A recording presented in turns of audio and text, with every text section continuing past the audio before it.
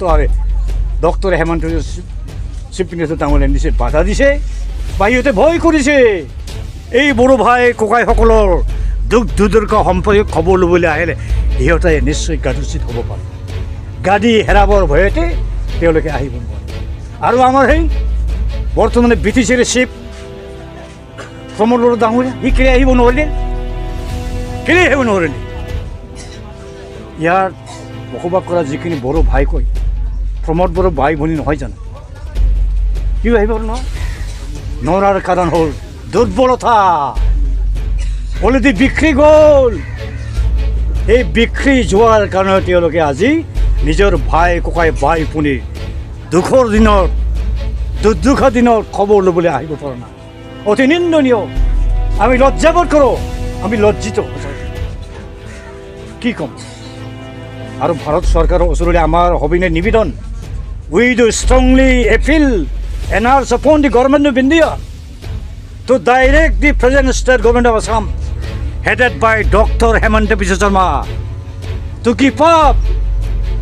any kind of deadly anti-tribal policy and direct the Assam government not to evict the tribal families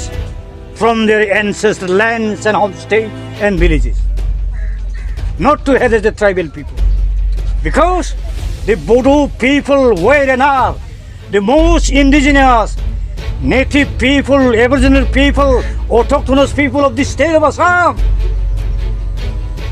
Our forefathers were kings and emperors, right from Narakasuru,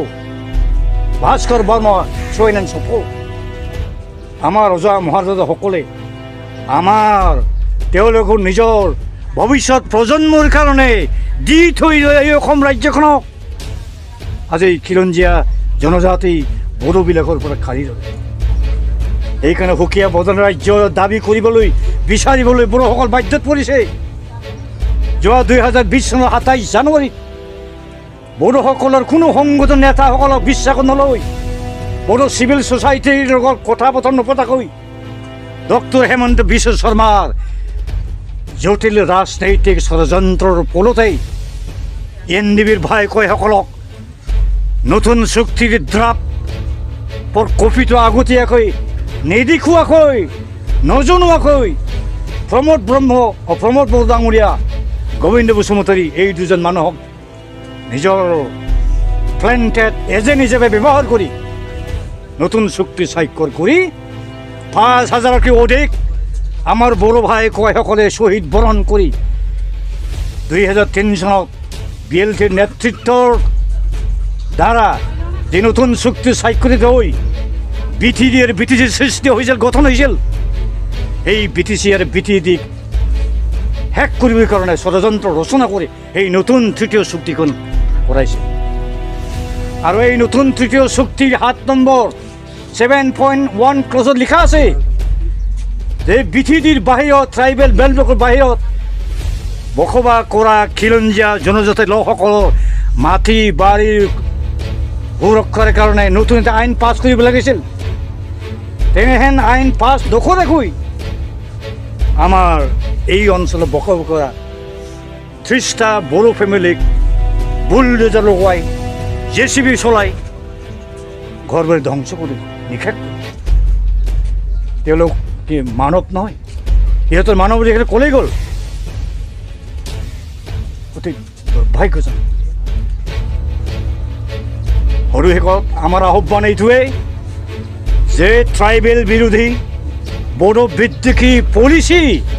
অতি সোনকালে অসম চৰকাৰে পৰিহাৰ কৰিব লাগে ত্যাগ কৰিব লাগে এৰিব লাগে আৰু যিসকল ফেমিলিক ইতিমধ্যে উচ্ছেদ কৰা হ'ল সেই বড়ো ফেমিলি কেইটাক তেওঁলোকে আগতে য'ত আছিল সেই জেগাতেই এই বৰবাৰী গাঁৱতেই পুনৰ সংস্থাপন দিয়াৰ ব্যৱস্থা কৰিব লাগে তেওঁলোকৰ ঘৰ বাৰী সজাই দিব লাগে যিখিনি যাৰ ক্ষয় ক্ষতি হ'ল উপযুক্ত পৰিমাণৰ ক্ষতিপূৰণ দিব লাগে আৰু ভাৰত চৰকাৰৰ ওচৰলৈ আমাৰ নিবেদন যে অতি সোনকালে অসম চৰকাৰে এটা নিৰ্দেশ দিব লাগে যাতে ট্ৰাইবেল বিৰোধী কোনো পলিচি হাতত নলয়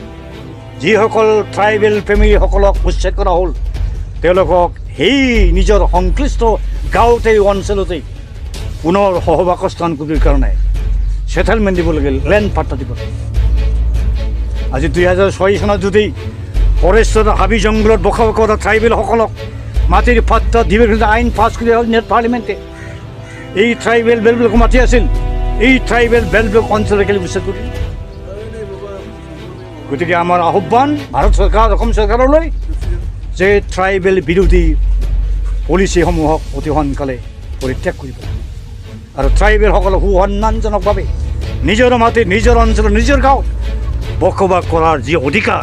সেই অধিকাৰ দিব।